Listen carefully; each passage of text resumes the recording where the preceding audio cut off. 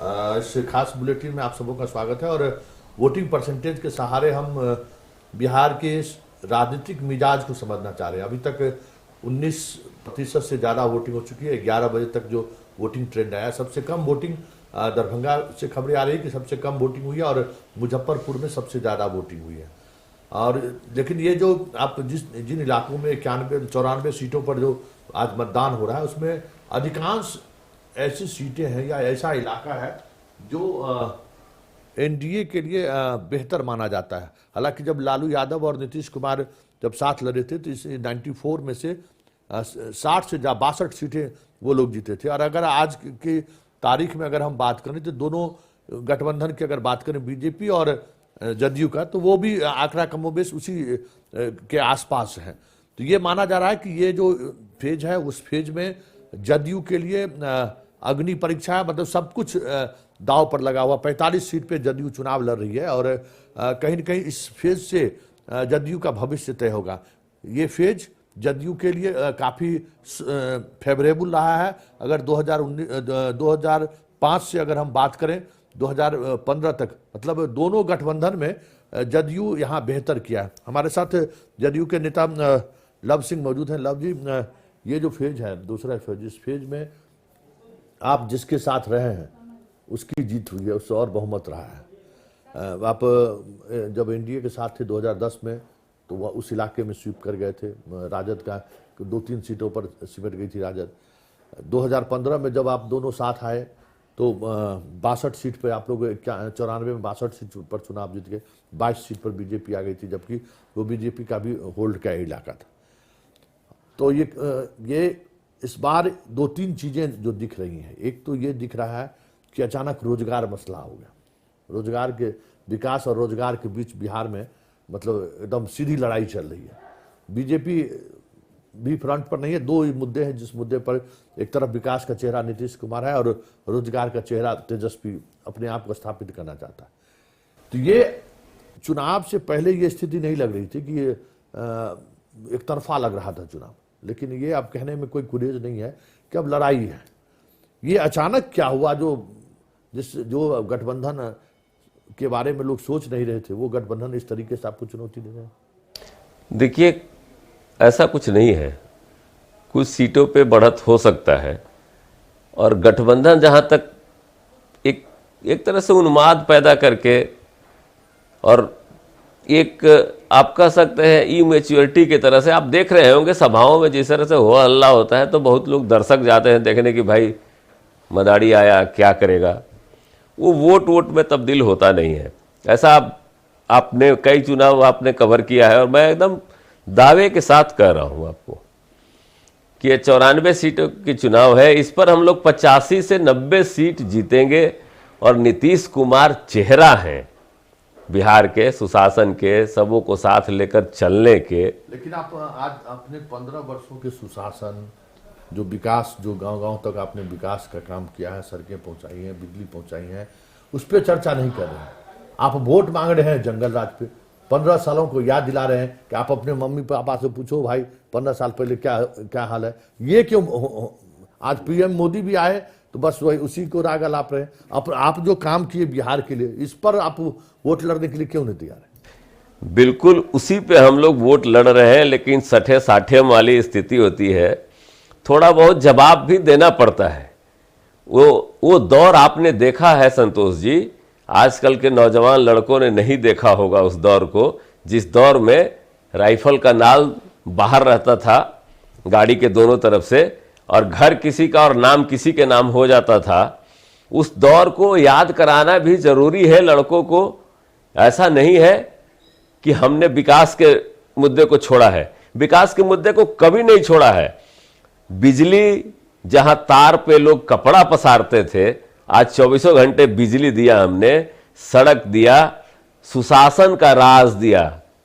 वहीं से पटना से ही तय होता था पटना में क्या स्थिति थी, कितनी अराजकता थी, वो आपने खुद देखा है। आप उस पर चर्चा नहीं कर रहे हैं कि हमने बिहार को कहां से कहां तक पहुंचाया।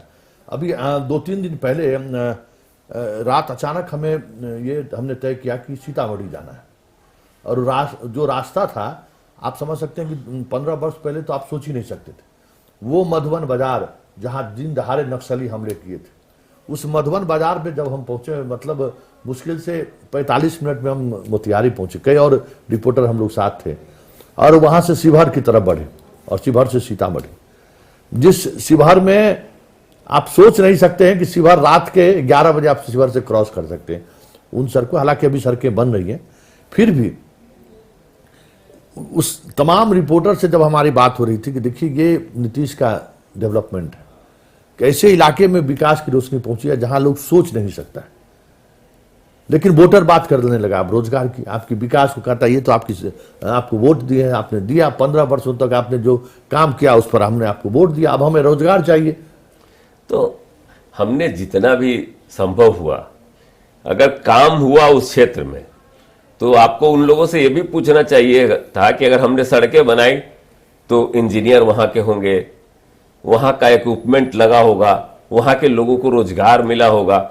और इस बात को तो आपको मानना पड़ेगा कि रोजगार के रूप में सीमित संसाधन रहते हुए भी बिहार में हमारे माननीय मुख्यमंत्री ने समाज सुधार के लिए, जिससे शराब से इतना रेवेन्यू आता था, उसको बंद किया। हमारा अब झारखंड बंटने के बाद बिहार में कितना बचा है वो आपसे छिपा हुआ नहीं था, फिर भी हम लोगों ने रोजगार दिया। और सबसे बड़ा चीज मानव डेवलपमेंट नहीं, ये अकेला है जो स्किल डेवलपमेंट पे काम किया। सरकार अकेली सरकार है इस देश की जो स्किल डेवलपमेंट पे काम किया कि नहीं भाई हम लोगों को उस तरह का बनाएंगे कि खुद रोजगार पैदा करें। ठीक है, 15 साल में इतनी हालत बिगड़ी हुई थी, आप जैसे मधुबन में कह रहे हैं, अरे दिन में जाने में कुछ लोग डरते थे, रात की तो बात छोड़ दीजिए, 11 बजे रात में है। ये माननीय नीतीश कुमार जी का ही देन है कि लोग रात में भी आज वहां पहुंच जा रहे हैं। 11 बजे रात में भी आप उतर के वहां चाय पी ले रहे हैं और अंतिम छोर तक 5 घंटे में आप पहुंच जाएंगे पटना से। नहीं, बड़ा मुश्किल वो तो नहीं है, वो तो अब हर जगह गाड़ी इतना आ गई, इतना ट्रैफिक, आप औरंगाबाद नहीं पहुंच पाते हैं, छोड़ दीजिए किशनगंज पहुंचने की बात तो छोड़ दीजिए। ट्रैफिक देखिए अलग बात है, चूंकि लोगों में विश्वास बढ़ा। नहीं तो पहले तो होता क्या था कि नई गाड़ी चाह के भी व्यवसायी, बहुत बड़े बड़े व्यवसायी को आप भी जानते थे, जो चाहते थे कि बड़ी गाड़ी ले, लेकिन बेचारे स्कूटर में घूमते थे या खटारा एम्बेसडर में घूमते थे कि इन्हें कि फलाने का नजर पड़ जाए और वो उनके यहाँ चला जाए। अब 15 वर्षों में मतलब ये माहौल नहीं बना सके कि अपराधी फिर से वापस आए। अब 15 वर्ष का ही डर क्यों दिखा रहे हैं? 15 वर्षों तक इसी को समाप्त करने के लिए जनता आपको मैंडेट दिया, उसको हमने समाप्त किया है। और डर नहीं दिखा रहे हैं इसलिए कि जो हमारे प्रतिपक्ष में नेता हैं बार बार किसी चीज को अगर टारगेट करेंगे, प्रचार लेने के लिए ही टारगेट करेंगे, माननीय मुख्यमंत्री जी को टारगेट करेंगे, तो कभी कभी जवाब देना भी उचित होता है। नहीं जवाब दीजिएगा तो लोगों को लगता है कि भाई जो ये बोल रहे हैं वो सत्य बोल रहे हैं, लेकिन ये हरिश्चंद्र नहीं हो गए। लेकिन तेजस्वी पूरे अपने भाषण कैंपेन के दौरान सिर्फ रोजगार पर ही अपने आप को केंद्रित है, कोई पुरानी बातें नहीं। कुछ बातें अगर आ भी रही हैं तो कह रहे हैं कि चाचा हैं, बड़े हैं, उनका तो आशीर्वाद। नहीं, वो तो कुछ लोग, अरे उनको कहाँ इतना आता है, वो तो लिखकर मिलता है, वो मैं जानता हूं कौन बना रहा है, कौन लिख रहा है, ये सब मैं सारी चीजें जानता हूं। बट कभी कभी खोल से नहीं होता है कि एक ही बार में होशियार निकल गया। सासाराम अकोड़ी गोला के सभा में निकल गए। मुख्यमंत्री के कैंडिडेट को कहीं ये शोभा देता है क्या किसी जाति विशेष के बारे में इस तरह की बात करना? लेकिन उसमें कह रहे हैं कि भाई कट पेस्ट किया गया। कट पेस्ट कहा किया गया? उनके प्रवक्ता ने कहा कि ये आतंकवादी हैं, आतंकवादी हैं। अब बताइए, कोई मैं किसी जाति से हूं इसलिए मुझे तकलीफ नहीं है।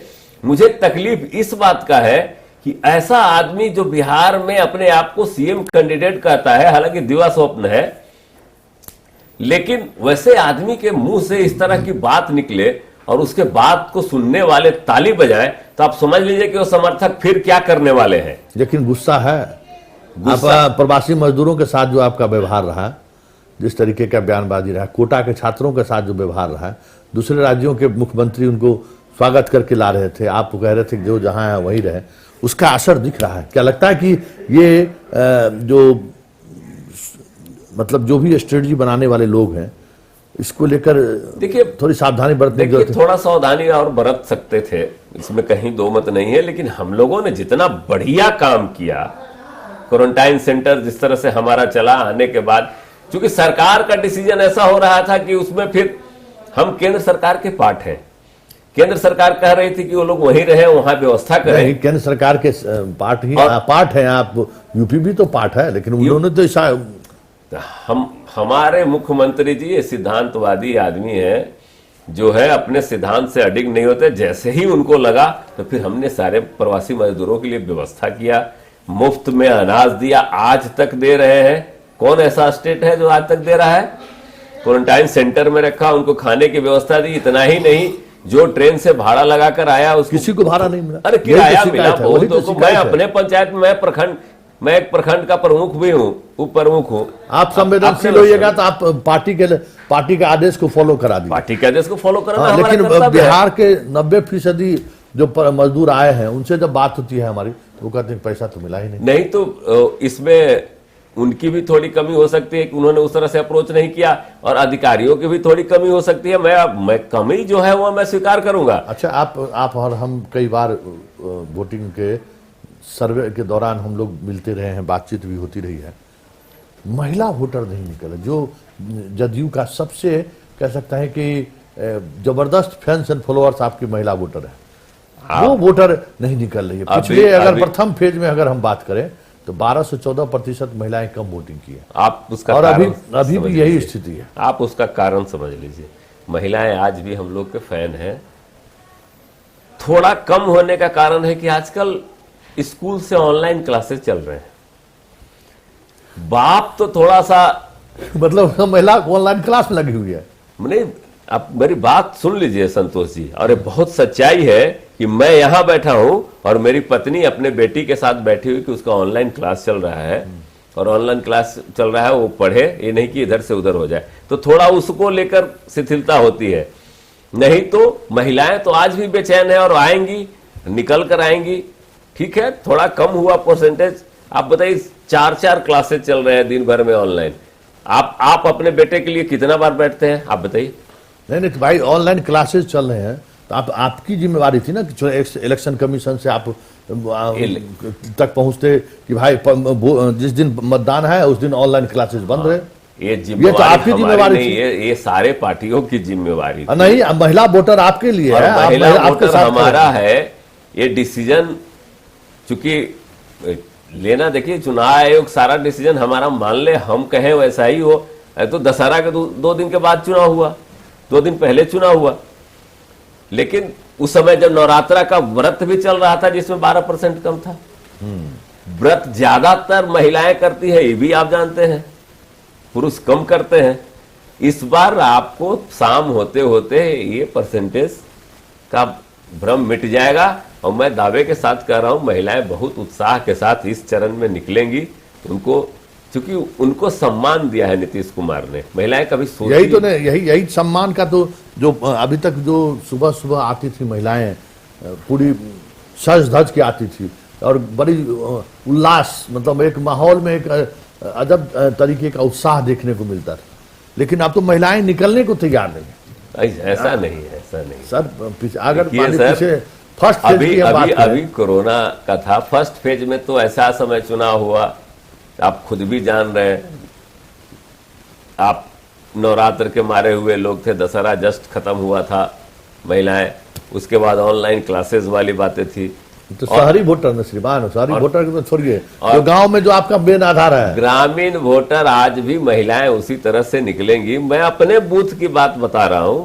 मेरा 224, 223 एक बूथ है, तीनों बूथ पे महिलाओं ने ज्यादा वोट किया पुरुषों से। क्योंकि वहां वोटर अगर हम सजग होकर निकलवाते हैं, देखिए एक चीज तो समझ लीजिए, कार्यकर्ता बहुत इंपॉर्टेंट रोल प्ले करता है चुनाव के दिन।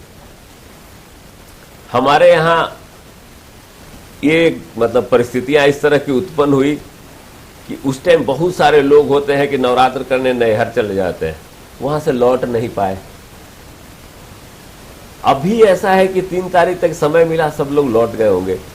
ठीक है, सुबह के टाइम में नहीं निकल रहे होंगे। सुबह के टाइम में सारे आपके जितने कॉन्वेंट वाले, स्कूल वाले हैं, सबका क्लास 11 बजे तक, 12 बजे तक चलता है।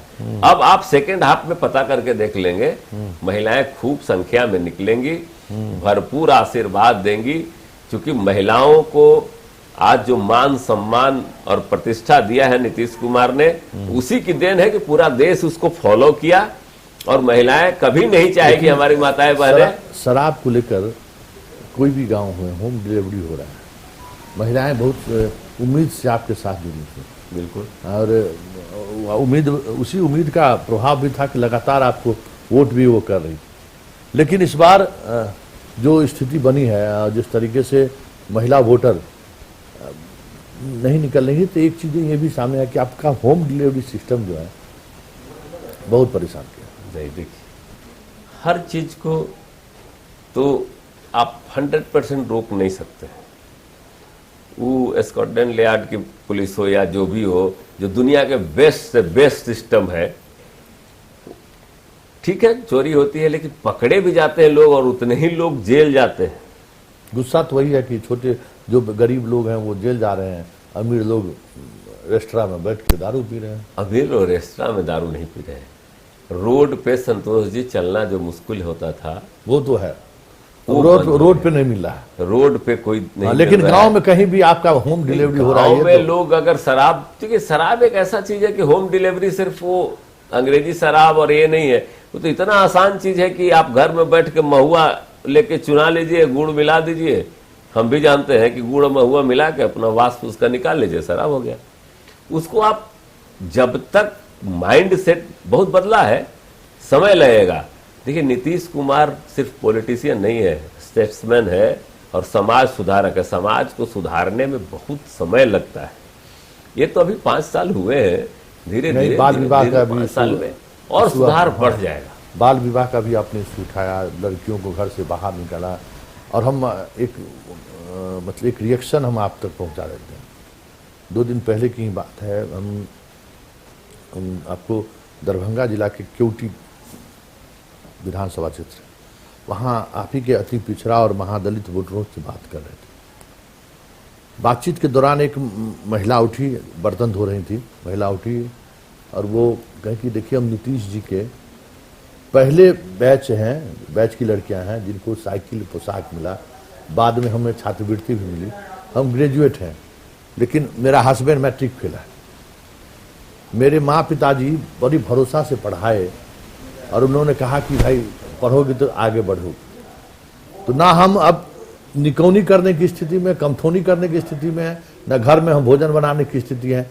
तो ना इस नीति की वजह से ना हम एक सफल गृहिणी बन पा रहे हैं और ना उस पढ़ाई का कोई लाभ हम उठा सके। तो हमें बीच मझधार में नीतीश जी छोड़ के चले गए। अभी उनको समझाने की जरूरत है और हम लोग को ये समझाना पड़ेगा कि पढ़ाई सिर्फ नौकरी और इसकी मोहताज नहीं है। ज्ञान एक ऐसा चीज है जो जहां भी रहेगा, अगर आप नहीं, संस्कृत में कहा होती कि माता शत्रु पिता बैरी जय न बालक पाठिता न शोभते सभा मध्य हंस मध्य बकोजथ।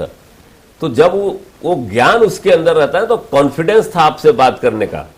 अगर वो पढ़ी नहीं रहती ना तो आप कहते ना तो मुंह तोप के और खेत में भाग जाते। ऐसा नहीं है। गांव में जो पढ़ी लिखी महिलाएं नहीं है वो भी उसी तरीके से बात करती हैं। उसको देख के कॉन्फिडेंस बढ़ रहा है। संतोष जी, गांव में मैं रहता हूं, आज भी मैं गांव में रहता हूं। चलिए इस चर्चा को अब हम यहीं विराम देते हैं और